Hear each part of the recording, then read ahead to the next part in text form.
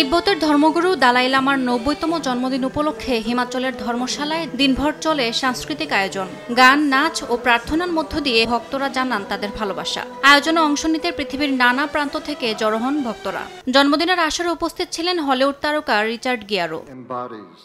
৯০ বছর বয়সেও আরও ৪০ বছরের জীবন কামনা করেন দালাই লামা। এর আগেও নিজের আয়ুষ্কাল নিয়ে ভবিষ্যৎবাণী করেছিলেন তিনি। ২০২৪ সালে রয়টার্সকে দেয়া এক সাক্ষাৎকারে তিনি বলেন ১১০ বছর পর্যন্ত বাঁচার আশা করেন তিনি। এবার জন্মদিনের মুহূর্তে সেই লক্ষ্যমাত্রাও ছাড়িয়ে যাওয়ার ইঙ্গিত দিয়েছেন দালাই লামা।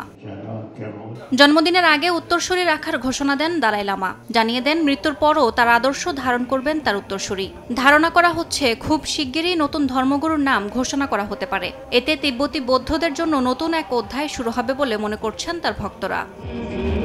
ইয়াসমিন অনন্যা, সময় সংবাদ।